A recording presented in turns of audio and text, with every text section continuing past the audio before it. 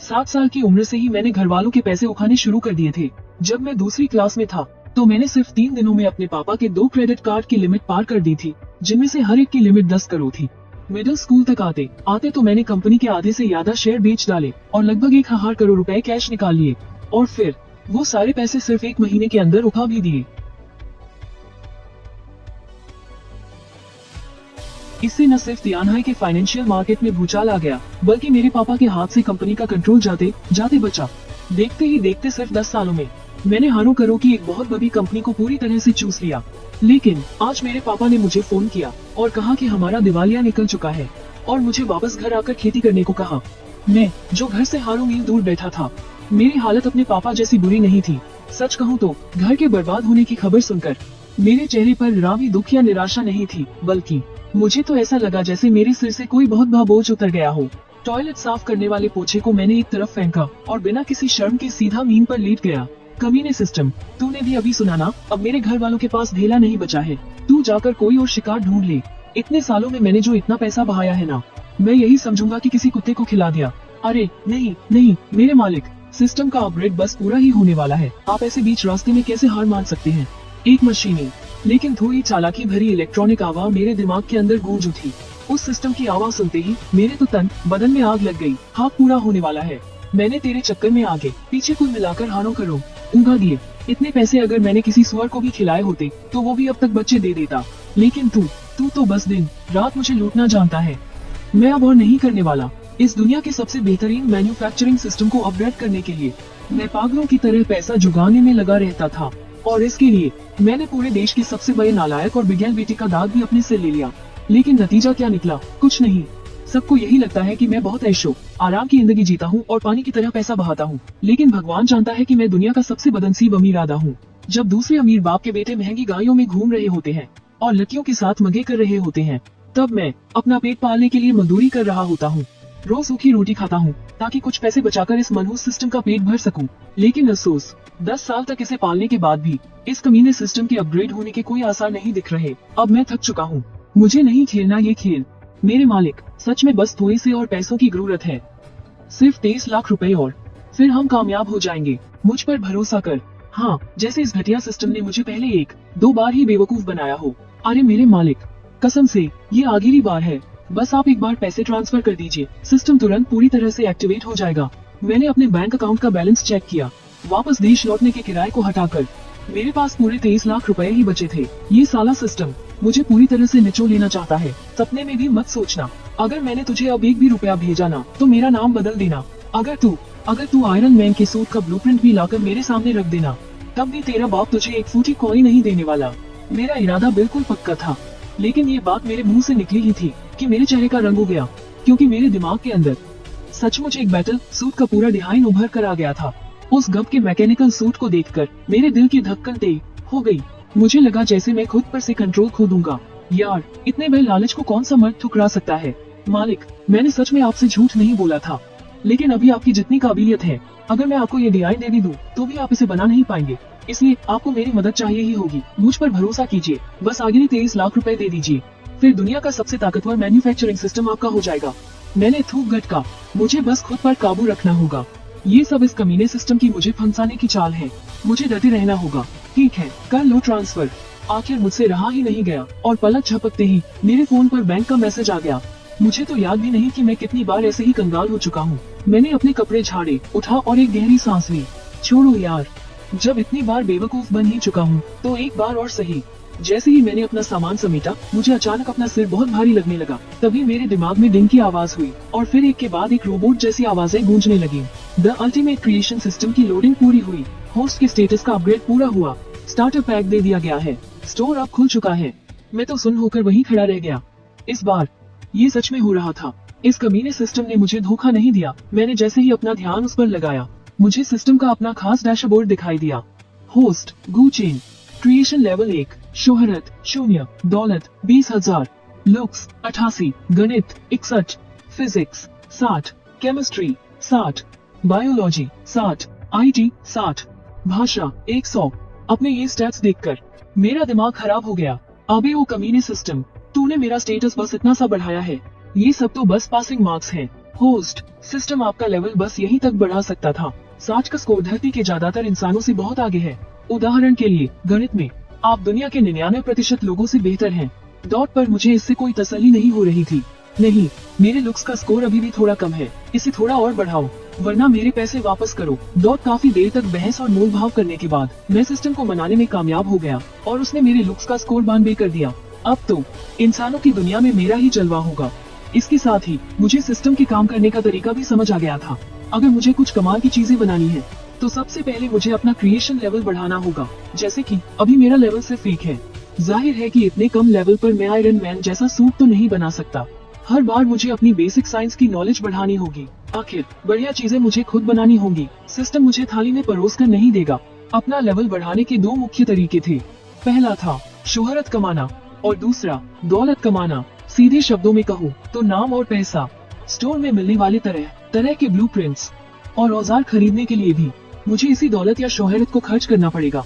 ये सब समझने के बाद मैंने एक गहरी सांस ली, क्योंकि अब वक्त था सबसे मजेदार काम का, स्टार्टर पैक खोलने का। 10 साल तक मैंने इस सिस्टम का इंतजार किया है, तो इसका स्टार्टर पैक इतना बुरा तो नहीं होगा, है ना? एक मैथ्स प्रॉब्लम सॉल्विंग कार्ड जिसकी डिफिकल्टी 60 से 70 के बीच थी और एक छोटी ग्राफीन बैटरी का ब्लूप्रिंट। बस इतना ही। कम से कम एक कोल्ड फ्यूजन बैटरी तो दे देते यार। इस बार मेरी कोई मोल भाव की ट्रिक काम नहीं आई और आखिर में मुझे मन मारकर इस मामूली से स्टार्टर पैक से ही काम चलाना पड़ा। वापस अपने देश जाने से पहले मैं एक बार अपने स्कूल की लैब में गया और मैंने उस छोटी ग्राफीन बैटरी का एक सैंपल तैयार कर लिया, क्योंकि मुझे पता था कि घर लौटने के बाद मैं वो ऐश करने वाला अमीरज़ादा नहीं रहूंगा। और क्या पता वहाँ मुझे ये सब बनाने की सहूलियत मिले भी या नहीं। वैसे मानना पड़ेगा, मेरा ये हाई स्कूल चाहे जैसा भी हो, लेकिन यहाँ के उपकरण एकदम शानदार हैं। इन्होंने इतनी भारी भरकम फीस ऐसे ही तो नहीं ली है। मेरे स्कूल छोड़ने की बात को स्कूल ने खुशी मान लिया। वैसे भी अमीरज़ादों से भरे स्कूल में फीस के अलावा भी स्कूल अक्सर अलग अलग तरीकों से दूसरी कमाई कर ही लेता है। पर अफसोस मेरे मामले में ऐसा नहीं चला। स्कूल मुझसे एक भी फालतू पैसा नहीं ऐंठ पाया, बल्कि उन्हें ही मुझे अच्छी खासी पगार देनी पड़ती थी। आखिर हर दिन टॉयलेट साफ करना इस बच्चे के लिए कोई आसान काम थोड़ी था। चलो, ये भिखारी आखिरकार चला गया, पर अब टॉयलेट कौन साफ करेगा? प्रिंसिपल साहब आधे खुश थे और आधे परेशान। प्रिंसिपल साहब, गू चेन कहाँ है? एक बूढ़ा आदमी घबराते हुए ऑफिस में घुसा। वो तो चला गया, अभी तक तो एयरपोर्ट पहुंच गया होगा। बेवकूफ, तुमने एक महान जीनियस को हाथ से जाने दिया। एक ऐसा जीनियस जो हमारे शेंग डे हाई स्कूल का नाम हमेशा के लिए अमर कर सकता था। प्रिंसिपल का चेहरा सवालों से भर गया। क्या एक 17 साल का बच्चा ऐसा एक्सपेरिमेंट डिजाइन कर सकता है? हे भगवान, वो दुनिया बदलने के लिए ही बना था। उस बूढ़े आदमी को गहरा पछतावा हो रहा था, लेकिन प्रिंसिपल अभी भी उलझन में था। वहीं दूसरी तरफ हवाई जहाज में बैठा मैंने देखा कि मेरा फेम पॉइंट अचानक से बढ़कर 340 हो गया है। तब मुझे याद आया कि जब मैं बैटरी का सैंपल बना रहा था तो शायद मैं अपनी सर्च हिस्ट्री और लॉग्स डिलीट करना भूल गया था। पक्का किसी ने उसे देख लिया होगा। खैर, मुझे उस रिकॉर्ड की कोई परवाह नहीं है। वैसे भी उससे कोई फाइनल प्रोडक्ट नहीं बना सकता, और इस बैटरी को असल में इस्तेमाल करने के लिए एक खास कंडक्टिव इंटरफेस की जरूरत पड़ेगी। मेरी बैटरी अभी भी दुनिया में सबसे अलग और अनोखी है। ये सोचकर कि अभी ये फेम पॉइंट्स मेरे किसी काम के नहीं हैं, मैंने उन सबका इस्तेमाल अपने क्राफ्टिंग लेवल को बढ़ाने के लिए कर दिया, क्योंकि इस कमीने सिस्टम ने मुझे बताया था कि जब तक मेरा क्राफ्टिंग लेवल 2 तक नहीं पहुंचता, तब तक भाषाओं को छोड़कर मेरी बाकी बेसिक साइंस स्किल्स 60 का आंकड़ा पार नहीं कर सकती। और हाँ, मैथ्स में जो थोड़ा सा एक्स्ट्रा पॉइंट मिला है वो इतने सालों की मेरी मेहनत का बोनस है। ये तो सरासर लूट है। 3001 के इस एक्सपी बार को देखकर मेरे दिल को थोड़ी तसल्ली मिली। लेवल 2 का क्राफ्टिंग अब ज्यादा मुश्किल नहीं होना चाहिए। अगर मैं पैसों से अपग्रेड करूं तो एक्सचेंज रेट क्या होगा? 10,000 रुपए में बस एक एक्सपी पॉइंट। मुझे पता ही था, ये कमीना सिस्टम हमेशा मेरे पैसे लूटने की फिराक में रहता है। अब से मैं सिर्फ फेम पॉइंट से ही अपग्रेड करूंगा। 10,000 एक्सपी। इस सिस्टम को एक फूटी कौड़ी भी नहीं कमाने दूंगा। मैंने मन ही मन कसम खाई। एयरपोर्ट से बाहर निकलते ही मेरी नजर अपने मम्मी पापा पर पड़ी, जो एक बोर्ड पकड़े खड़े थे। 7-8 बॉडीगार्ड से घिरे चमकदार और महंगे कपड़े पहने उस कपल को देखकर मुझे अपनी ही जिंदगी पर शक होने लगा। इतनी महंगी गाड़ियाँ और इतने सारे बॉडीगार्ड्स, क्या हम लोग दिवालिया नहीं हो गए थे? ये नजारा देखकर तो बिल्कुल नहीं लग रहा। मेरे पास पहुँचते ही मेरी माँ हे यूची ने मुझे कसकर गले से लगा लिया। मेरे बच्चे, मुझे माफ कर दे, तुझे इतने दिनों तक अकेले बाहर रहना पड़ा। जरा मेरे बेटे को तो देखो, कितना कमजोर हो गया है मेरा बच्चा। मैंने तुमसे पहले ही कहा था ना, महीने के 8 मिलियन इसके लिए बिल्कुल काफी नहीं है। ये सब मेरी ही गलती है। मुझे चुपके से तुझे और पैसे भेज देने चाहिए थे। मेरे पिता गो जांग की आंखें फड़कने लगी। ये खर्चीली औरत पक्का कोई रायता फैलाएगी। क्या तुम्हें लगता है कि तुम्हारा बेटा पहले से कम पैसे उड़ाता है? माँ, क्या अपना परिवार दिवालिया नहीं हो गया था? पिताजी अभी कुछ बोलने ही वाले थे कि मेरी माँ ने बीच में ही बात काटते हुए कहा, तेरे पापा की कंपनी ही तो डूबी है, लेकिन तेरी माँ के पास अभी भी बहुत पैसा है। तू बिल्कुल चिंता मत कर, जब भी पैसे चाहिए हो बस अपनी माँ को बता देना, तेरी माँ तुझे पैसे देगी। मैं तो हक्का बक्का रह गया। सत्यानाश, इस कमीने सिस्टम ने पक्का ये सारी बातें सुन ली होंगी। अब ये फिर से मुझसे पैसे ऐंठने की कोई चाल चलेगा। और मेरे इस शक को यकीन में बदलते हुए अचानक डिंग की आवाज आई और मेरे सामने स्क्रीन पर एक नया टास्क पॉप अप हो गया। एक महान ग्राफिटिंग मास्टर के पास अपनी खुद की कंपनी न हो, ऐसा कैसे हो सकता है? जिंगचेन टेक्नोलॉजी के इकलौते वारिस होने के नाते इस कंपनी को बचाना अब तुम्हारी जिम्मेदारी है। टास्क का परिचय, शिंगचेन टेक्नोलॉजी का सारा कर चुकाना और काम काज फिर से शुरू करके बिजनेस को वापस पटरी पर लाना। टास्क का इनाम 900 नाम और शोहरत, एक आकर्षण पॉइंट और स्टोर में एक बार मुफ्त लकी ड्रॉ का मौका। यह टास्क देखकर मेरी जान में जान आई। हालांकि इस टास्क में भी पैसे तो लगने ही थे, लेकिन कम से कम सिस्टम को तो पैसे नहीं देने पाएंगे। पापा, क्या हमारी कंपनी सच में अब नहीं बच सकती? मैंने झिझकते हुए पूछा। यह सुनकर गू कोचांग ने बड़ी तसल्ली से मेरी तरफ देखा। बेटा अब आखिरकार बड़ा हो गया है, कम से कम उसे कंपनी की फिक्र तो होने लगी है। पहले की तरह सिर्फ पैसे तो नहीं मांग रहा। अब कोई उम्मीद नहीं बची। बेटा, पैसों की भारी कमी है और पिछले 2 सालों में मार्केट में कंपटीशन भी बहुत बदले गया है। कंपनी को कोई अच्छा प्रोजेक्ट भी नहीं मिल रहा। मुझे अंदर ही अंदर बहुत शर्मिंदगी महसूस हो रही थी। मुझे माँ का दो पापा, अगर मैंने हमेशा कंपनी के पैसे पानी की तरह नहीं बहाए होते तो आज कंपनी की ये हालत नहीं होती। मेरी बात सुनकर है यूची को बुरा लग गया। मेरे बच्चे, इसमें तुम्हारी कोई गलती नहीं है। तुमने थोड़े से पैसे ही तो खर्च किए हैं। तुम्हारे पापा की वो बेकार सी कंपनी वैसे भी कौन सा बहुत पैसे छाप रही थी। अगर तुम पैसे नहीं भी उगाते तब भी वो एक न एक दिन तो डूबती ही। गू कुओचांग को ये बात बहुत चुभी, लेकिन घर में उनकी कोई चलती नहीं थी, इसलिए वो बेचारे चुप ही रहे। और वैसे भी हायुची की बात में थोड़ी बहुत सच्चाई तो थी। कंपनी के डूबने की असली वजह जो भी हो, मुझे उससे अब कोई मतलब नहीं था। बस मुझे इतना पता था कि शिंगचेन टेक्नोलॉजी को हर हाल में बचाना होगा। माँ, तुम्हारे पास कितने पैसे हैं? हालांकि मेरी माँ मुझे दिल और जान से प्यार करती थी और मेरे लिए कुछ भी करने को तैयार रहती थी, लेकिन जैसे ही मैंने ये सवाल पूछा, हायुची का दिल एक पल के लिए घबरा गया। उन्हें लगा, ये मेरा लाला बेटा डॉट सब कुछ तो बर्बाद कर चुका है, क्या अब अपनी माँ को भी सस्क पर लाएगा? नकद तो यादा नहीं है बेटा, लेकिन हाँ कुछ जमीन जायदाद और शेयर वगैरह करोड़ पे हैं। और सबसे बड़ी बात, उन सब का तुम्हारे पापा की उस डूबती कंपनी से कोई लेना देना नहीं है। याद रखना, वो सब सिर्फ और सिर्फ तुम्हारा है। माँ, मैं शिंगचेन टेक्नोलॉजी को डूबने से बचाना चाहता हूँ, क्या इतने पैसे काफी होंगे? ये सुनते ही यूची के तो होश ही उड़ गए। गू कोचांग के तो जैसे पसीने ही छूटने लगे। उन्होंने भी मुश्किल से सब कुछ दांव पर लगाकर परिवार को सक पर आने से बचाया था और घर के लिए थोड़े बहुत पैसे बचा पाए थे। वो किसी भी कीमत पर अपने इस नालायक बेटे को वो आगे पूंजी भी लुटाने नहीं दे सकते थे। उन्होंने 2 बार खांसा और घबराते हुए बोले, बेटा, तुम्हें कंपनी के पीछे में पड़ने की कोई जरूरत नहीं है। अभी तुम्हारी उम्र ही क्या है, तुम्हारा ध्यान सिर्फ पाई पर होना चाहिए। मैं 2-4 दिन में तुम्हारे लिए एक अच्छा सा कॉलेज ढूंढता हूँ। तुम बस अगले 2 साल शांति से अपनी पढ़ाई पूरी करो। लेकिन मैं तो जैसे कुछ सुनने के मूड में ही नहीं था। मैंने अपनी माँ का हाथ कसकर पकड़ा और मिन्नतें करते हुए कहा, माँ, मुझ पर भरोसा रखो, तुम बस वो पैसे मुझे दे दो। मैं कसम खाता हूँ, मैं शिंगचेन टेक्नोलॉजी को बचा लूंगा। अगर मेरी वजह से कंपनी डूबी है तो मैं ही उसे दोबारा अपने पैरों पर खड़ा करके दिखाऊंगा। यह सुनकर गू कोचांग पूरी तरह से निराश हो गए। सब खत्म हो गया। अब इस बेवकूफ लड़के को घर तबाह करने से कोई नहीं रोक सकता। उन्हें लगा जैसे उनकी पूरी जिंदगी उन पर भारी पक गई हो। उधर अपनी माँ का फोन हाथ में लेते ही मैंने औरन उनकी प्रॉपर्टी और पैसों का हिसाब लगाना शुरू कर दिया। पता नहीं ये पैसे कंपनी को बचाने के लिए काफी भी होंगे या नहीं। पापा, अंदान कितने पैसों की जरूरत पड़ेगी? गू कोचांग का चेहरा पीला पक चुका था। वो एकदम चुप रहे। उनका अपने बेटे के इस बेतुके सवाल का जवाब देने का कोई मन नहीं था। हायुची ने घबराते हुए कहा, बेटा, परसों अदालत के लोग कंपनी पर सील लगाने आ रहे हैं। इतने कम समय में तुम्हारे लिए इतनी नकद रकम जुटाना नामुमकिन है। सील? यह बात सुनते ही गू कोचांग की आंखों में चमक आ गई। सही बात है, अब हमारे पास नकद पैसे बचे ही कहाँ हैं। अब अगर ये नालायक पैसे उगाना भी चाहे तो इतना आसान नहीं होगा। ये सुनकर मेरे माथे पर सिकन आ गई। अगर हम बैंक से लोन ले लें तो कैसा रहेगा? मेरी बात सुनकर हायुची का चेहरा अजीब सा हो गया। उन्हें समझ ही नहीं आया कि इसका क्या जवाब दें। वहीं गू कोचांग ने एक तंज भरी हंसी हंसते हुए कहा, मेरे मासूम बेटे, तुम्हें क्या लगता है हमारा परिवार अभी भी बैंक से पैसे तो उधार ले ही सकता है ना? बैंक ही तो हमारा सबसे बड़ा लेनदार है। बैंक ने हमें बहुत पहले ही ब्लैकलिस्ट कर दिया है। तुम्हें पता भी है, ये थोड़ी सी जमा पूंजी बचाने के लिए मुझे कितनी मेहनत करनी पड़ी है। मुझे सच में बहुत अफसोस है।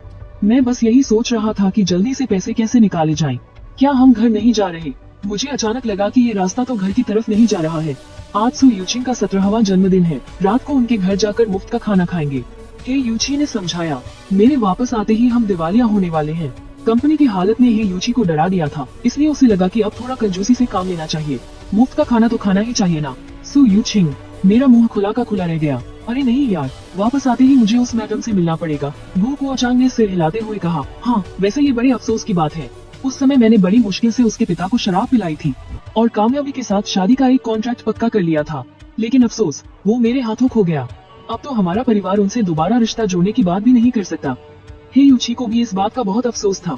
इतनी जरूरी चीज भी कोई कैसे खो सकता है। तू सच में एक नंबर का नालायक है। यूचिन जैसी इतनी अच्छी बहू हमारे हाथ से यूं ही निकल गई। मैंने शर्मिंदगी से अपना सिर नीचे कर लिया। असल में वो शादी का कॉन्ट्रैक्ट खोया नहीं था, बल्कि मैंने ही उसे चुराया था। उस वक्त मुझे अपने सिस्टम को अपग्रेड करने के लिए पैसों की जरूरत थी, तो मैंने वो कॉन्ट्रैक्ट चुराया और सु यूचिंग के पास जाकर उसे 5 करोड़ में उसी को बेच दिया। शायद ये इतिहास की सबसे अजीब सगाई टूटने की घटना होगी। शुरुआत में उस बेचारी को लगा कि उसका फायदा हुआ है, लेकिन फिर उसने जितना इसके बारे में सोचा उसे उतना ही अजीब लगा।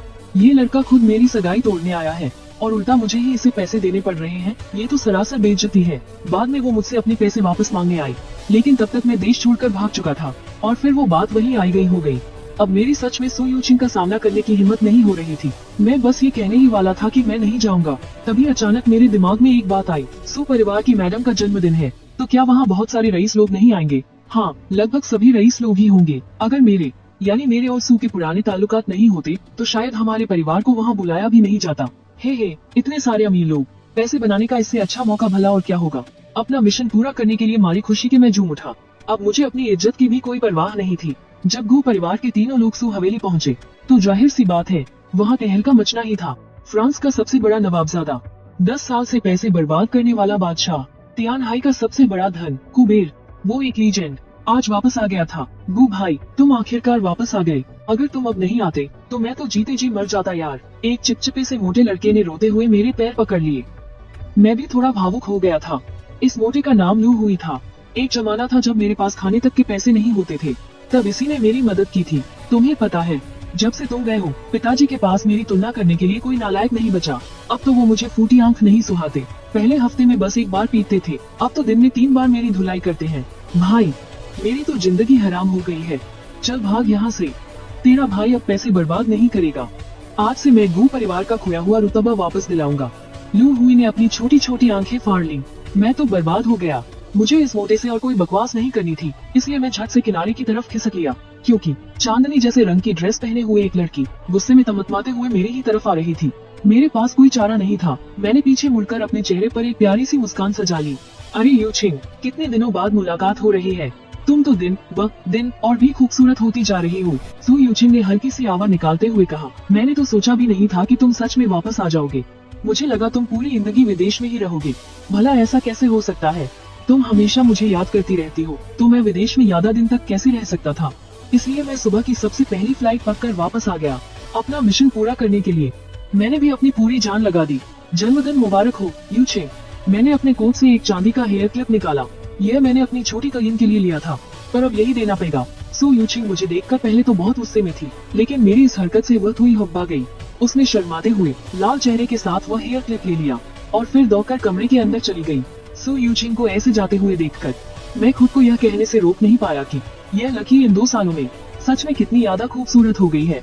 फिर मुझे उस पुरानी शादी के कॉन्ट्रैक्ट की याद आ गई और लगा कि यार, मेरा तो बहुत बड़ा नुकसान हो गया। मैं जितना इसके बारे में सोचता उतना ही मुझे लगता कि मैं घाटे में हूँ। तभी अचानक मेरे दिमाग की बत्ती जली और मैं सीधा सु यूचिंग के पीछे भागा।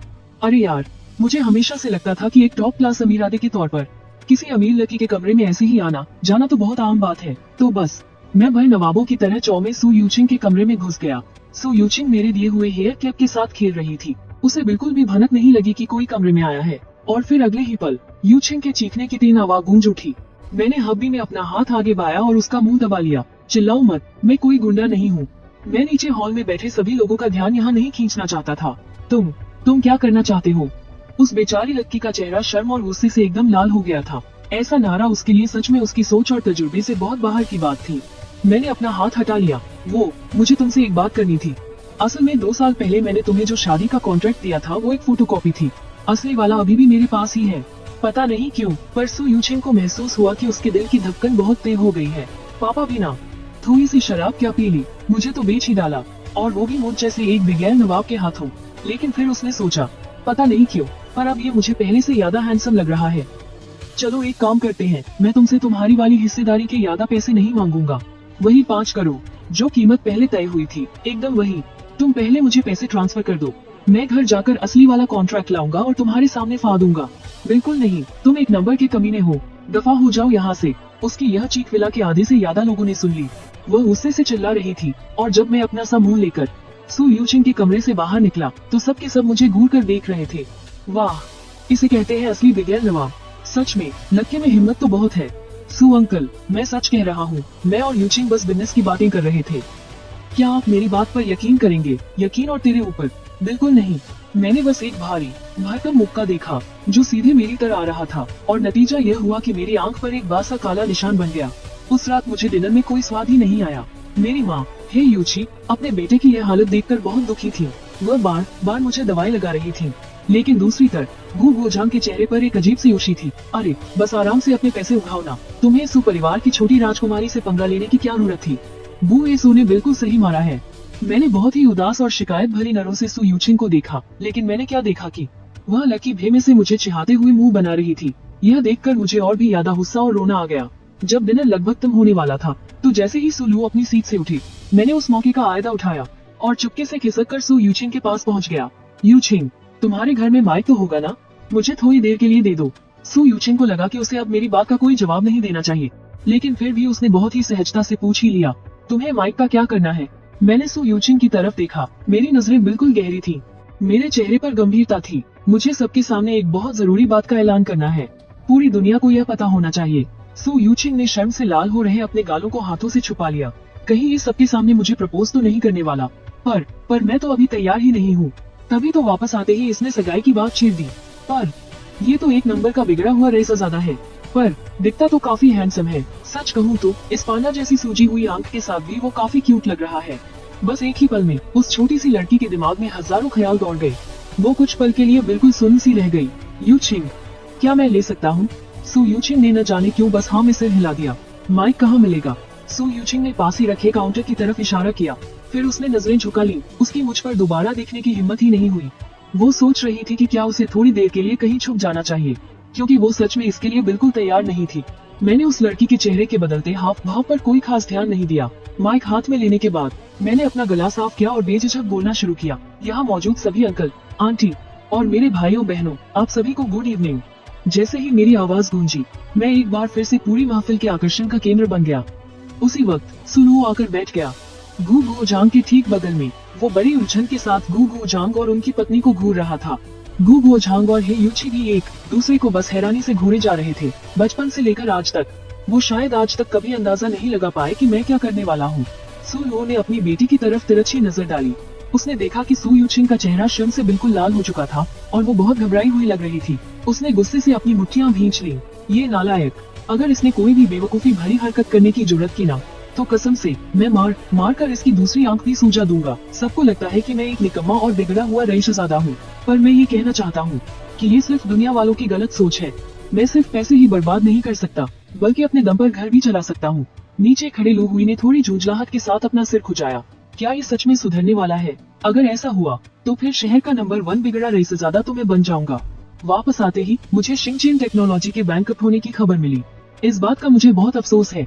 शिंगचेन टेक्नोलॉजी के इकलौते वारिस के तौर पर अब ये मेरी जिम्मेदारी है कि मैं इसे बचाऊं। वहाँ मौजूद शहर के सभी अमीर और नामी लोग एक दूसरे की शक्ल देखने लगे। ये आखिर क्या ड्रामा चल रहा है? शिंगचेन टेक्नोलॉजी को बचाएगा? क्या बकवास कर रहा है ये? सु यूचिंग भी मुझे बड़ी उलझन से देख रही थी। ऐसा लग रहा था कि जैसा उसने सोचा था ये वैसा तो बिल्कुल नहीं है। फिर ये अजीब सी मायूसी क्यों महसूस हो रही है? इस बार मैं आप सभी की सोच बदल कर रख दूंगा। पूरी दुनिया को ये बता दूंगा कि मैं असल में एक बहुत बड़ा जीनियस हूँ, ना कि कोई निकम्मा और बिगड़ा हुआ रईसज़ादा। और इस बार मैं तुम सबकी बोलती बंद कर दूंगा। ये सुनकर वहाँ मौजूद सारे लोग सन्न रह गए। पता नहीं गु साहब के लाडले शिंगचेन टेक्नोलॉजी को कैसे बचाने वाले हैं। बड़ा आसान है, सारा कर्ज चुकाऊंगा और फिर एक ऐसा प्रोजेक्ट शुरू करूंगा जो छप्पर फाड़ के पैसे बनाएगा। हॉल में मौजूद सारे लोग जोर जोर से ठहाके लगाने लगे। अरे कहना बहुत आसान है, पर क्या तुम्हारे पास पैसे हैं या कोई प्रोजेक्ट है? मुझे लोगों की इस हंसी और मजाक से रत्ती भर भी फर्क नहीं पड़ा। एक ताकतवर इंसान होने के नाते मुझे इन सब की आदत हो चुकी थी। मुझे पता है कि आप लोग मेरे परिवार को पैसे उधार नहीं देंगे, इसलिए मैं आप लोगों के साथ एक फेयर डील करने वाला हूँ। मैंने अभी अभी अपने परिवार की संपत्ति का हिसाब लगाया है। हमारे पास कई खाली पड़ी जमीनें और कुछ शानदार घर हैं। अब आप लोगों को सिर्फ बाजार भाव का 70% चुकाना होगा और वो सारी प्रॉपर्टी आपकी हो जाएगी। ऑन स्पॉट डील होगी, बिना किसी धोखे धड़ी के। लेकिन मुझे सिर्फ और सिर्फ कैश चाहिए। मेरी बात खत्म होते ही पूरे हॉल में सन्नाटा छा गया। हर कोई फटी फटी आंखों से मुझे घूर रहा था। आखिरकार किसी से अपनी हंसी नहीं रोकी गई और फिर पूरा हॉल ठहाकों से गूंज उठा। बस एक लू हुए ही था जो डबडबाई आंखों से मुझे देख रहा था। मानना पेगा, मेरा पक्का यार है। बहुत से लोग गुरु झांग और उनकी पत्नी की तरफ देखने लगे। क्या महान माता पिता हैं, जबकि वो दोनों शर्म से पानी पानी हुए जा रहे थे। ऐसा लग रहा था जैसे वो चुल्लू भर पानी में डूब मरना चाहते हो। अगर बस चलता तो वो मुझे अपना बेटा मानने से ही इनकार कर देते। मैंने अपनी बात जारी रखी। आप लोगों को मेरे मम्मी पापा को देखने की कोई जरूरत नहीं है। वो वही करते हैं जो मैं कहता हूँ। जिन्हें भी डील करनी है जल्दी करो। ये ऑफर सिर्फ और सिर्फ अभी के लिए है। मौका हाथ से निकला तो फिर नहीं मिलेगा। आप तो जानते ही हैं, मीन की कीमत कभी कम नहीं होती और घर की जरूरत तो सबको होती है। फिर आप लोग किस बात का इंतजार कर रहे हैं? उन लोगों की आंखों में वो लालच और हवस साफ छलक रही थी। मेरी अटकी हुई सांस में सांस आई। आखिरकार पैसे हाथ में आ गए। अब स्टार टेक को बचाया जा सकता है।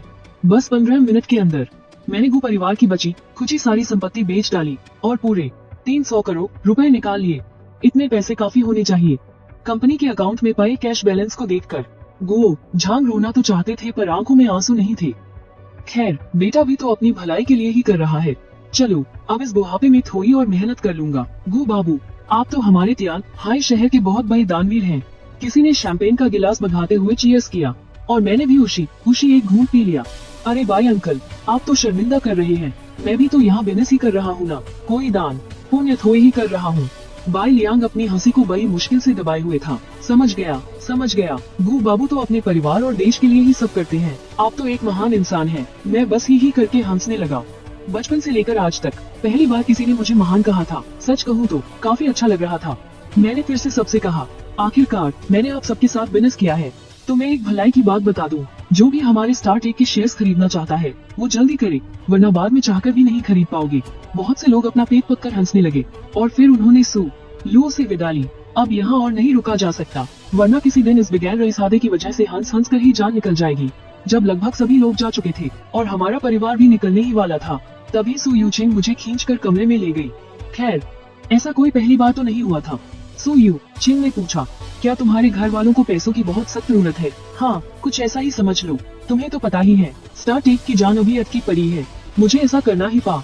लेकिन मेरे पापा तो कह रहे थे कि स्टार टेक में सिर्फ पैसों की दिक्कत नहीं है। क्या तुम्हारे ऐसा करने से कोई फायदा होगा? मुझ पर भरोसा रखो, मैं स्टार टेक को पूरी इंसानियत का चमकता सितारा बनाकर दिखाऊंगा। सु यूचिंग ने भी प्यारे अंदाज में अपनी आंखें घुमाई।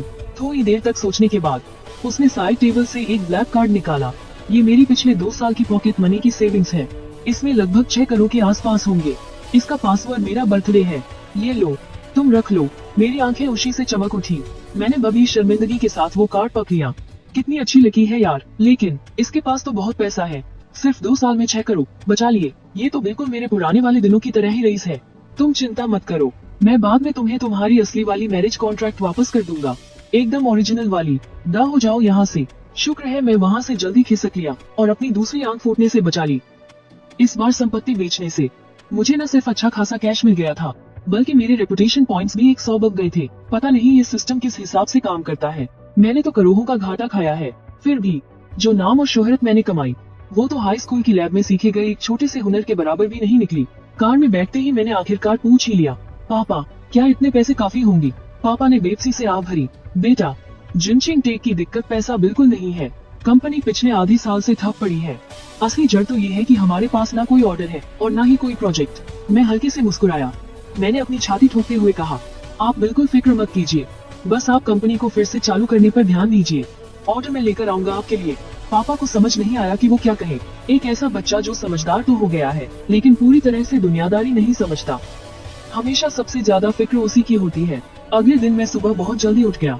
सीढ़ियों से नीचे आते ही मैंने देखा कि पापा बिल्कुल तैयार खड़े थे। वो बस निकलने ही वाले थे। पापा ऑफिस जा रहे हो? हम वक्त बहुत कम है। अब जब हालात ऐसे हो ही गए हैं तो तुम्हारा बाप एक और आखिरी कोशिश करेगा। मैं अंदर तक भावुक हो गया। मैंने कसम खाई कि मैं अपने पापा को दुनिया का सबसे अमीर इंसान बनाकर रहूंगा ताकि आगे चलकर वो सुकून की जिंदगी जी सके। पापा, इसी मौके का फायदा उठाकर आप कंपनी की अच्छी से साफ सफाई कर दो।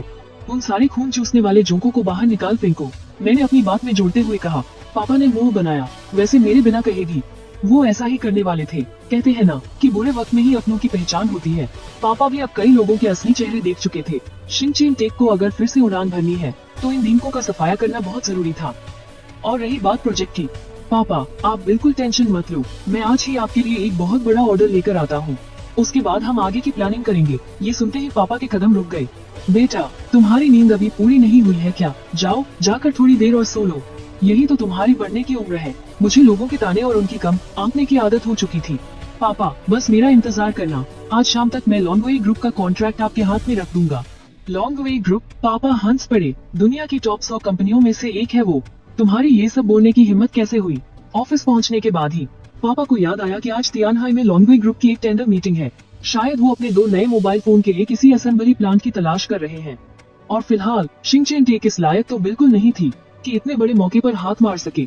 उन्होंने निराशा से अपना सिर हिलाया और मेरी बातों को दिमाग से निकालकर पूरी तरह से अपने काम में डूब गए। लेकिन ये मानना पड़ेगा कि बेटे के इस आग पार वाले जज्बे ने उनके अंदर भी जवानी के दिनों वाली वो पुरानी बिजनेस की आग थोड़ी बहुत तो जगह ही दी थी। वहीं दूसरी तरफ अपना नाश्ता खत्म करने के बाद मैं एक किराए की साइकिल उठाकर तियानहाई के लॉन्गवे प्लाजा की तरफ निकल पड़ा। क्या करता, घर की सारी लग्जरी गाड़ियां कल रात ही बिक चुकी थी। आज उस टेंडर वाली मीटिंग के अलावा हुआवे ग्रुप की भी एक बहुत बड़ी लॉन्चिंग इवेंट थी, इसलिए इस वक्त पूरा प्लाजा लोगों की भीड़ से खचाखच भरा हुआ था। वहाँ इंडस्ट्री के जाने माने लोग और ढेरों रिपोर्टर्स मौजूद थे। अपने सामने इंसानों के इस समंदर को देखकर मेरा खून जोश से उबलने लगा। एक असली मर्द को तो सबसे ऊंची चोटी पर होना चाहिए, जहाँ से वो दुनिया की इस चकाचौंध को अपने कदमों में देख सके। जब मेरे अंदर ये तूफानी जोश उमड़ ही रहा था, तभी मेरे पास से एक जानी पहचानी स्पोर्ट्स कार गुजरी। अरे गो भाई, आप यहाँ कैसे? वो आदमी और कोई नहीं, लू हुई था। और वो जो गाड़ी चला रहा था वो आज सुबह ही हमारे गैरेज से बिक कर गई थी। मेरे लिए बस एक ही तसल्ली की बात थी कि लू हुई ने उसे मार्केट रेट से ज्यादा कीमत देकर खरीदा था। एक तरह से उसने हम पर एहसान ही किया था। मैं बस यहाँ एक काम से आया था। और तुम यहाँ क्या कर रहे हो? अरे, हमारी कंपनी आज यहाँ टेंडर में हिस्सा ले रही है। मेरे पापा जिद पर अड़ गए कि मुझे भी आकर दुनियादारी सीखनी चाहिए। मेरी आंखें चमक उठी। इसका मतलब तुम्हारे पास लॉन्गवे ग्रुप का इनविटेशन कार्ड है? मैं बस यही सोच रहा था कि अंदर कैसे जाऊं और तुम अचानक से आ गए। जिवे ग्रुप? हाँ, पापा ने मुझे एक दिया था। जिवे ग्रुप। उन्होंने कहा था कि मुझे लॉन्गवे ग्रुप की तकनीक देखने का मौका दें। जिवे ग्रुप? खैर जो भी हो, जिवे ग्रुप। बहुत बढ़िया, तो तुम मुझे अपने साथ अंदर ले चलो ना। मैं बड़े ही आराम से अपनी गाड़ी में बैठ गया, जिसे देखकर लू हुई के पसीने छूट गए। तुम्हें अंदर क्या काम है? लॉन्गवे ग्रुप के साथ कुछ जरूरी बात करनी है। तुम्हारे पास तो इनविटेशन ही नहीं है, लाना भूल गए क्या? बाहर के शोर शराबे की तुलना में इमारत के अंदर काफी ज्यादा शांति थी। आखिर टेंडर में हिस्सा लेने वाली कंपनियां कुछ ही तो थीं, क्योंकि ज्यादातर कंपनियां तियानहाई की ही थीं, इसलिए सब मुझे बड़ी अजीब नजरों से घूर रहे थे। ये बिगड़ा हुआ नवाब यहाँ क्या कर रहा है? गू शाओ, क्या तुम्हारी शिनचैन टेक भी टेंडर भरने आई है? हालांकि सबको पता था कि ये तो नामुमकिन है, फिर भी किसी ने मजे लेने के लिए पूछ ही लिया। मैंने सिर हिलाते हुए कहा, नहीं, मैं तो यहाँ लॉन्गवे ग्रुप के साथ पार्टनरशिप की बात करने आया हूँ।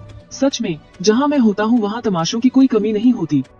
पता नहीं गू शाओ लॉन्गवे ग्रुप के साथ क्या डील करने वाले हैं। हम मिलकर एक नया मोबाइल बनाने वाले हैं। जब यूए शाओ फेई अंदर आई तो वहाँ की अफरा तफरी देखकर उसने चिढ़कर अपनी नाक से कोड़ ली। लगता है तियानहाई की इन कंपनियों का कोई स्टैंडर्ड ही नहीं है। आप लोगों ने जो प्रोजेक्ट फाइलें भेजी थी वो मैंने देख ली हैं। बॉस वेन को कुछ काम आ गया था, इसलिए वो हेडक्वार्टर लौट गए हैं। और क्योंकि थोड़ी देर में मुझे बाहर वाली प्रेस कॉन्फ्रेंस भी होस्ट करनी है, इसलिए हर कंपनी के पास अपनी बात रखने के लिए सिर्फ 3 मिनट का समय होगा। तो सब लोग जल्दी अपनी बात खत्म करें। यूए शाओ फेई हमेशा से ही एकदम प्रोफेशनल थी। उसने बैठते ही सीधे मुद्दे की बात शुरू कर दी। यूए शाओ फेई को अपने सामने देखकर मैं खुशी से उछल पड़ा। अरे ये तो अपनी ही जान पहचान वाली है। आज तो मेरी किस्मत ही चमक गई। यूए शाओ फेई की नजर भी मुझ पर पड़ गई थी। हालांकि उसे बड़ी हैरानी हुई कि ये नालायक लड़का यहाँ क्या कर रहा है, लेकिन उसने कुछ कहा नहीं। काम का प्रेशर बहुत ज्यादा था। उसके पास मुझ पर ध्यान देने का बिल्कुल भी वक्त नहीं था। आधा घंटा बीतने के बाद यूए शाओ फेई ने अपना लैपटॉप बंद किया और बोली, नतीजा हमारे सामने है। हम जल्द ही आप सबको बता देंगे। जो लोग हमारी लॉन्गवे प्रेस कॉन्फ्रेंस देखना चाहते हैं वो बाहर जा सकते हैं। हमने आपके लिए पहले से ही सीटें रिजर्व कर रखी हैं। मैं अचानक अपनी जगह से उठा और बोला, शाओ फेई दीदी, 1 मिनट रुको, मुझे तुमसे बहुत जरूरी बात करनी है। मिस्टर गू, कृपया मुझे बॉस यूए ही बुलाएं, और जो भी बात है वो बाद में आराम से करेंगे। नहीं, बात बहुत ज्यादा जरूरी है। शाओ फेई दीदी, मुझे तुम्हें एक बड़ी ही कमाल की चीज दिखानी है। ये सुनकर वहाँ मौजूद सब लोग एकदम सन रह गए। बेवकूफ तो ऐसे ही होते हैं, सबको अब इन हरकतों की आदत सी हो गई थी। ऑफिस वापस आकर यूए शाओफेई मुझे बड़ी ही अजीब नजरों से घूर रही थी। अब बोलो, तुम आखिर चाहते क्या हो? मेरी शिंगचेन टेक कंपनी लोंगवेई के साथ पार्टनरशिप करना चाहती है। यूए शाओफेई ने ना में अपना सिर हिलाया। 15 दिन पहले ही मेरी अंकल बू से बात हुई थी। कंपनी का दिवालिया हो जाना ही उनके लिए सबसे सही रहेगा। मैं तुम्हारी मदद करने के चक्कर में अपनी कंपनी का नुकसान तो बिल्कुल नहीं करवा सकती। शाओफेई दीदी, क्या तुम्हें ग्राफीन के बारे में पता है? हाँ, सुना तो है। पिछले कुछ सालों में ये रिसर्च का काफी हॉट टॉपिक रहा है, लेकिन ये नए मटेरियल जैसी बातें अक्सर सिर्फ धोखा ही होती हैं। मैंने वो बना लिया है। इससे सच में बैटरी सिर्फ 2 मिनट में चार्ज हो जाएगी और 5 घंटे तक बात की जा सकेगी। इतना ही नहीं, इसमें लिथियम बैटरी से 3 गुना ज्यादा पावर स्टोर होती है। यूए शाओफेई ने अपनी भौहें सिकोड़ते हुए कहा, शाओचेन, मुझे नहीं लगा था कि पानी की तरह पैसा बहाने के अलावा तुमने इतनी बड़ी बड़ी गप्पे हाँकना भी सीख लिया है। मैंने बैटरी का सैंपल बाहर निकाला। क्या तुम लोगों के पास यहाँ कोई लैब है? मेरे चेहरे पर इतनी सीरियसनेस देखकर यूए शाओफेई ने लाचारी से फोन मिलाया। क्या प्रोफेसर वांग कंपनी में है? उनसे कहो कि लैब में मेरा इंतजार करें। यूए शाओफेई ने चेतावनी भरे चेहरे के साथ कहा, छोटे नवाब, क्या तुम मुझे बेवकूफ बनाने का अंजाम जानते हो? 1 घंटे बाद मैंने सफलतापूर्वक लोंगवेई ग्रुप का शुरुआती एग्रीमेंट हासिल कर लिया और पूरे जोश के साथ बिल्डिंग से बाहर निकला। लू हुई ने पूछा, गु शाओ, क्या लोंगवेई ग्रुप ने आपके साथ काम करने के लिए हाँ कर दी? बिल्कुल, वो तो बस इसी मौके की तलाश में थे। लू हुई को यकीन नहीं हुआ। उसे हमेशा से लगता था कि उसका यह दोस्त जो इतना पैसा उगाता है, शायद उसके दिमाग में कोई दिक्कत है, और अब तो लग रहा है कि हालात और भी बिगड़ गए हैं।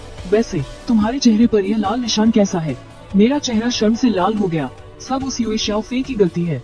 वो पागल लड़की अपने जज्बात ही नहीं रोक पाई।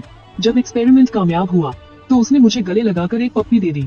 यह तो सरासर यादती है, कुछ नहीं, बस गलती से यूए शाओफेई ने मुझे छू लिया था। गु शाओ, क्या मैं तुम्हें अस्पताल ले चलूं? नहीं, रहने दो, मुझे घर छोड़ दो। लोंगवेई ग्रुप की प्रेस कॉन्फ्रेंस पूरी तरह से कामयाब रही। कॉन्फ्रेंस की कामयाबी से याद आ, बिजनेस की दुनिया के लोगों को उस बात की इक्र थी जो यूए शाओफेई ने आखिर में बताई थी। लोंगवेई ग्रुप शिंगचेन टेक्नोलॉजी के साथ मिलकर काम करेगा और एक नए माने का मोबाइल फोन बनाएगा। अपने चरम पर बैठी एक इतनी बड़ी और कामयाब कंपनी एक ऐसी कंपनी के साथ काम कर रही है जो लगभग दिवालिया होने वाली है और कह रही है कि वो दुनिया बदल देंगे। यह बात हर तरफ से बहुत ही अजीब लग रही थी। तियानहाई शहर के बड़े लोगों के बीच यह चर्चा का विषय बन गया था और गु गुओझांग को तो इस बात का पता तब चला जब सारे शेयर होल्डर एक साथ उसके ऑफिस में घुस आए और उसे इस बात की बधाई देने लगे। लाओ गु, हमें नहीं पता था कि तुम्हारे पास यह हुक्म का इक्का भी है। तुमने तो इसे बहुत छुपा कर रखा था। लाओ गु, तुमने सही नहीं किया यार। इतने सालों से तुमने अपने ही भाइयों से यह बात छुपाई। लोंगवेई ग्रुप के साथ होने के बाद हम सब मिलकर पक्का वापसी करेंगे और फिर से अपना जलवा दिखाएंगे। लाओ गु, तुम फिक्र मत करो, तुम बस दिल खोलकर काम करो। हम सब तुम्हारे साथ हैं। तुम्हें हमसे जो भी चाहिए बस बोल देना। गु गुओझांग के पास कहने को कोई शब्द नहीं थी। क्या ये सच में वही लोग हैं जो कुछ महीने पहले अपनी शक्ल तक नहीं दिखाते थे? ये दोस्त तो बिल्कुल भी भरोसे के लायक नहीं है। शिंगचेन टेक्नोलॉजी की अच्छी तरह से सफाई करनी ही पड़ेगी। थोड़ी देर बाद, गु गुओझांग, तुम कितने बेरहम हो। इतने सालों तक मैंने तुम्हें पहचानने में सच में गलती कर दी। यह मत सोचना कि लोंगवेई ग्रुप का साथ मिल गया तो तुम चैन की नींद सो पाओगे। उनकी मांगे बहुत सख्त है। शिंगचेन टेक्नोलॉजी बस अपनी बेइज्जती करवाने का इंतजार करे। बिल्कुल सही गु गुओझांग, तुम इतनी जल्दी हवा में मत उबो। तुम्हारे उस नकारा बेटे के रहते तुम चाहे जितना पैसा कमा लो वो सब उड़ा देगा। जब तुम्हारे पास कोई रास्ता नहीं बचेगा ना, तो मेरे पास भीख मांगने मत आना। गु गुओझांग आराम से अपनी कुर्सी पर लेट गया। उसे इन लोगों से बहस करने का कोई शौक नहीं था। उन सबको बाहर निकालने के बाद गु गुओझांग जल्दी से घर की तरफ निकला। वैसे तो उसे नहीं लगा था कि लोंगवेई ग्रुप वाले मामले का मुझसे कोई लेना देना है, लेकिन सुबह ही मैंने उससे कहा था कि मैं लोंगवेई ग्रुप से कोई काम पकने जा रहा हूँ और दोपहर को ही उन्होंने प्रेस कॉन्फ्रेंस में ऐलान कर दिया कि वो शिंगचेन टेक्नोलॉजी के साथ काम करेंगे। यह बात हर तरफ से बहुत अजीब लग रही थी। जब वो घर पहुँचा तो मैं पूरे जोश के साथ एक लैपटॉप पर के बैठा था। पता नहीं मैं उसमें क्या खुराफात कर रहा था। सच कहूँ तो मैं बस ये चेक कर रहा था कि मेरी असली काबिलियत क्या है। हालांकि सिस्टम ने मुझे बताया था कि 60 के बेस पॉइंट का मतलब है कि मैं दुनिया का सबसे बड़ा जीनियस हूँ, लेकिन आखिर ये तो बस सिस्टम की ही कही हुई बात थी। मुझे खुद इसे चेक करना होगा। वैसे भी आज सारे काम बड़े आराम से हो गए, इसलिए मैं जल्दी से घर वापस आया और इसका टेस्ट किया। और सच बताऊं, रिजल्ट देखकर मुझे बहुत खुशी हुई। मैंने मैथ, फिजिक्स और केमिस्ट्री के कुछ कंपटीशन वाले सवाल निकाले और बड़ी आसानी से उन सबको सॉल्व कर दिया। मुझे जरा भी परेशानी नहीं हुई और सबसे ज्यादा हैरानी की बात तो मेरी भाषा समझने की काबिलियत थी। चाहे किसी भी जगह की भाषा हो, मैं बस उसे सुनकर या देखकर ही समझ सकता हूँ। हाँ, इतना जबरदस्त। मैं आसमान की तरफ मुंह करके जोर से हंसने लगा। जीनियस होने का मजा ही कुछ और है। अरे तुम्हें क्या हुआ? क्या तुम आज सच में लॉन्गवे ग्रुप गए थे? कहीं उन्होंने तुम्हारे साथ कोई बदतमीजी तो नहीं की? गुगुओ जांग ने बड़ी चिंता से मेरी तरफ देखा। उन्हें इस तरह देखकर मैंने अपना लैपटॉप बंद किया और खुद को शांत किया। फिर मैंने बड़ी बेपरवाही से अपने नीचे दबी हुई एक मुड़ी थोड़ी फाइल निकाली। मैंने वो फाइल उन्हें पकड़ाते हुए कहा, आप ये क्या कह रहे हैं? लॉन्गवे ग्रुप वाले मेरे साथ बदतमीजी क्यों करेंगे? ये उनके साथ हमारी पार्टनरशिप का शुरुआती एग्रीमेंट है। आप पहले इसे देख लीजिए। हमें 3 दिन के अंदर उनके साथ फाइनल कॉन्ट्रैक्ट साइन करना है। गुगुओ जांग का मुंह खुला का खुला रह गया। इतनी जरूरी चीज को तुमने अपने नीचे दबा कर रखा था? लेकिन मुझे डांटने के बजाय वो बहुत ध्यान से उस फाइल को पढ़ने लगे। एक बार पूरा पढ़ने के बाद वो चौंक कर बोले, पार्टनरशिप? उनकी तो सांस ही अटक गई थी। ये तो सच में पार्टनरशिप है। ना कोई मैन्युफैक्चरिंग का काम है, ना ही कोई आउटसोर्सिंग, एकदम बराबर की पार्टनरशिप। भला ये कैसे मुमकिन है? उन्होंने हैरानी से पूछा, ये एग्रीमेंट तुम्हारे साथ किसने साइन किया है? शियाओ फेई दीदी ने। उनका नाम लिखा तो है। वैसे अब तो वो ग्रुप की वाइस प्रेसिडेंट बन गई हैं। लगता है यू परिवार सच में बिजनेस उन्हें सौंपने वाला है। गुगुओ जांग को अभी भी कुछ समझ नहीं आ रहा था। यू शियाओ फेई, वो इतनी चालाक लड़की है कि मुझे भी उससे डर लगता है। वो तुम्हारे साथ ऐसा एग्रीमेंट कैसे साइन कर सकती है? बेटा, कहीं ऐसा तो नहीं कि उसने तुम्हें किसी शर्त को मानने के लिए मजबूर किया हो? मैं उनकी बात सुनकर पूरी तरह पक चुका था। मैंने दोबारा अपना लैपटॉप उन्हें थमाते हुए कहा, आप ये क्या अनशन सोच रहे हैं? क्या आपका बेटा खुद को बेचने वालों में से है? मैंने इसके बदले उनके साथ ये डील की है। शिंगचेन टेक ये टेक्नोलॉजी उनके साथ शेयर करेगी और फिर हम मिलकर उनके अगले फ्लैगशिप फोन पर काम करेंगे ताकि हम शिंगचेन टेक का नाम फिर से चमका सके। ये सुनकर गुगुओ जांग एकदम चुप हो गए। वो ग्राफीन बैटरी के उस एक्सपेरिमेंट वाले ड्राफ्ट में पूरी तरह खो चुके थे। पूरे आधे घंटे बाद जाकर उन्होंने उसे पूरा पढ़ा, लेकिन उनके अंदर एक तूफान सा मचा हुआ था। इस ड्राफ्ट ने उन्हें अंदर तक हिला दिया था। ये लॉन्गवे ग्रुप वाले एग्रीमेंट से कम बड़ा झटका नहीं था। अब उन्हें समझ आ गया था कि यू शियाओ फे ने ये डील क्यों साइन की। अगर उसकी जगह वो खुद भी होते तो कोई भी कलीमत चुकाकर ये पार्टनरशिप जरूर करते। वो भागते हुए मेरे कमरे में आए और एक्साइटमेंट के मारे बोले, मेरे शेर, तूने ये सब कहाँ से जुगाड़ा? कहीं तूने अमेरिका की नेशनल लैब में डाका तो नहीं डाला? ये सुनकर मुझे एकदम से बुरा लग गया। पापा, मैंने कभी आपके पैसे कमाने के टैलेंट पर शक नहीं किया, तो फिर आप मेरे जीनियस होने पर शक क्यों कर रहे हैं? ये मैंने खुद इन्वेंट किया है। वो गुगुओ जांग के लिए आज के दिन की ये सबसे अजीब बात थी। अजीब ही नहीं बल्कि नामुमकिन। हालांकि उन्हें समझ नहीं आ रहा था कि मैंने ये सब कैसे किया, लेकिन वो खुशी के मारे कमरे में इधर उधर चक्कर काटने लगे। काफी देर बाद जाकर वो थोड़ी शांत हुए और फिर अचानक बोले, बेटा, मुझे लग रहा है इसमें हमारा बहुत भारी नुकसान है। इतनी जबरदस्त चीज तूने कैसे हाँ कर दी कि हम लॉन्गवे ग्रुप को ये सब मुफ्त में दे देंगे? मैंने बड़े ही गर्व से सीना तान कर कहा, क्योंकि मेरे दिल में देश के लिए प्यार है। पापा, आप बिल्कुल बेफिक्र रहिए। यह तो बस एक छोटी सी चीज है और 2 साल के अंदर ही कोई नई चीज इसकी जगह ले लेगी। इसमें हमारा कोई नुकसान नहीं है और इससे हमारी ईमानदारी भी साबित होगी। लॉन्गवे ग्रुप भी हमारे साथ सच्चाई से पेश आएगा और तभी हमारी स्टार टेक कंपनी तेजी से आगे बढ़ पाएगी। कोई बेहतर चीज। यह सुनकर गुगुओ जांग हैरान रह गए। यह उनकी सोच से कहीं परे था। हमारी स्टार टेक कंपनी आगे चलकर सिर्फ फोन बनाने तक ही सीमित नहीं रहेगी। हम quantum computer, space shuttle, space worship और प्लैनेटरी इंजन सब कुछ बनाएंगे। मैं अपने बड़े बड़े सपने बताता रहा और गुगुओ जांग ने चकराते हुए कहा, वाह मेरे बेटे, तू तो सच में बड़ा आदमी बन गया है। पहले तो मैं सोच रहा था कि थोड़े पैसे बचा लूं और तेरा दाखिला किसी आम से कॉलेज में करवा दूं, लेकिन तेरा ये जोश देखकर अब तो मुझे तुझे किसी बेहतरीन कॉलेज में ही भेजना पड़ेगा। पैसे देकर पढ़ाई? मुझे तो हंसी आ गई। मेरे जैसे महान जीनियस को पढ़ने के लिए पैसे देने की क्या जरूरत है? तभी अचानक मेरे दिमाग में फिर से डिंग की आवाज आई। सिस्टम ने एक नया मिशन दे दिया था। मुझे अचानक एहसास हुआ कि होस्ट अभी 18 साल का भी नहीं हुआ है। जाओ, कॉलेज जाओ और अपना टैलेंट पूरी दुनिया को दिखाओ। अपने जमाने के सारे जीनियस बच्चों को पीछे छोड़ दो, बिल्कुल हमारे महान पूर्वजों की तरह। मिशन की जानकारी, छिंगपेई कॉलेज का एंट्रेंस एग्जाम पास करो और सभी विषयों में पूरे 100% नंबर लाओ। मिशन का इनाम 10,000 फेम पॉइंट्स, चांद में 1 पॉइंट की बढ़ोतरी और फ्रेशर्स के लिए एक खास गिफ्ट पैक।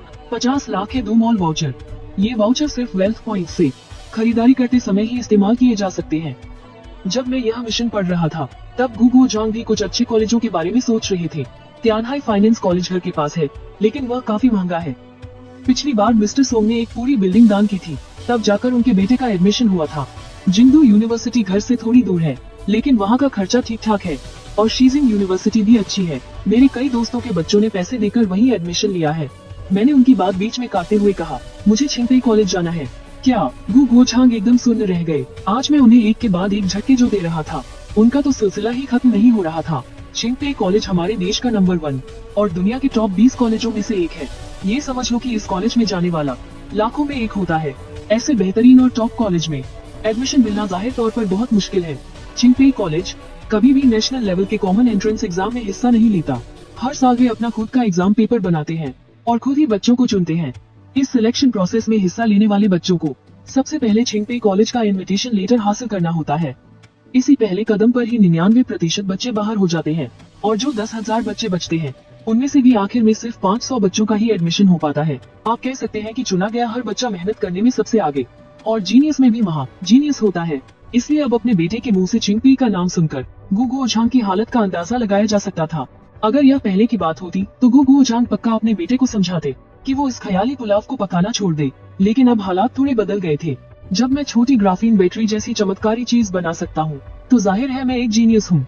उन्होंने सोचा शायद इसे एग्जाम देने देना ठीक रहेगा। अगर ये पास नहीं भी हुआ तो कम से कम इसे एक तजुर्बा तो मिलेगा ही। बस एक ही परेशानी थी कि वो इनविटेशन लेटर कैसे मिलेगा एग्जाम देने के अलावा। चिंगपेई कॉलेज में खास टैलेंट वाले बच्चों का सीधा एडमिशन भी होता है, लेकिन अब उसका समय भी निकल चुका था।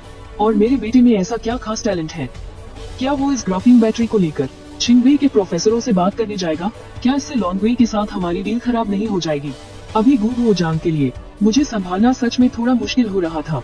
अगर प्रोडक्ट लॉन्च होने के बाद हम यूनिवर्सिटी से बात करें तो क्या वो मुझे मानेंगे? मैंने भी पापा की उलझन को समझ लिया और उन्हें टोकते हुए कहा, पापा शायद आप मेरा मतलब गलत समझ रहे हैं।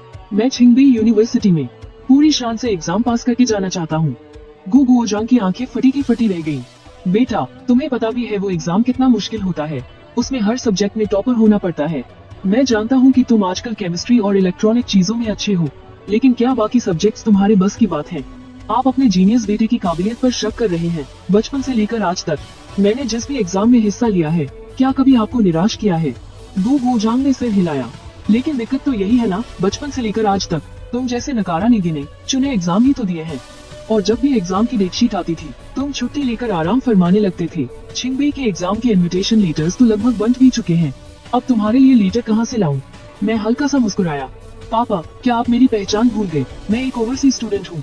जो लेटर्स बाउंड गए हैं वो डोमेस्टिक वालों के लिए हैं। विदेश से आने वाले स्टूडेंट्स का कोटा तो अभी बचा होगा ना। शेंगे हाई स्कूल अमेरिका का टॉप स्कूल है और मैं वहाँ का एक होनहार छात्र रहा हूँ, तो जाहिर सी बात है मुझे तो एक इनविटेशन मिल ही जाएगा। गुगुओ झांग का दिल धक से रह गया। बाप को फांसाने वाले इस लड़के के पास पैसे बर्बाद करने के सच में 1000 तरीके हैं। क्या तुम पक्का ये एग्जाम देना चाहते हो? हाँ मैं पक्का दूंगा। गुगुओ झांग ने सिर हिलाया। ठीक है मैं समझ गया, तो फिर अच्छे से तैयारी करो, दिमाग को शांत रखना और ज्यादा टेंशन मत लेना। अगर पास नहीं भी हुए तो कोई बात नहीं, वैसे भी तुम्हारे बाप को अब इन सब की आदत हो गई है। मैंने बेबसी से अपना सिर हिलाया। एक जीनियस को खुद को साबित करने का रास्ता सच में बहुत लंबा और मुश्किल होता है। बेटे की पढ़ाई के बारे में बात करने के बाद गुगुओ झांग कमरे से बाहर चले गए और लॉन्गवेई ग्रुप के साथ डील पर बात करने और लैब की अंदरूनी सफाई और बदलाव के काम में लग गए।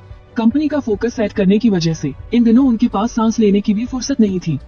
वहीं दूसरी तरफ मैं बिल्कुल चिल था। चिंगपेई के पिछले सालों के क्वेश्चन पेपर देखने के बाद मुझे तसल्ली हो गई थी।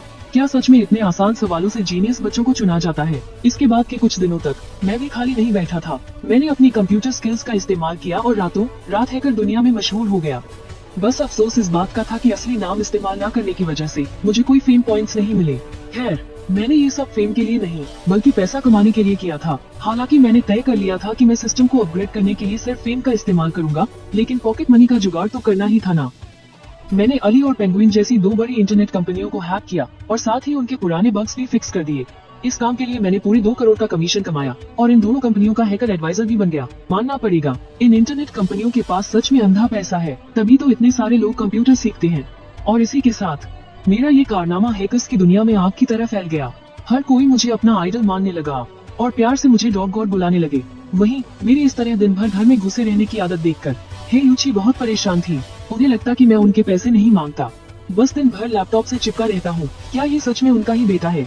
और मेरे अंदर भी उन्हें सफाई देने की कोई इच्छा नहीं थी।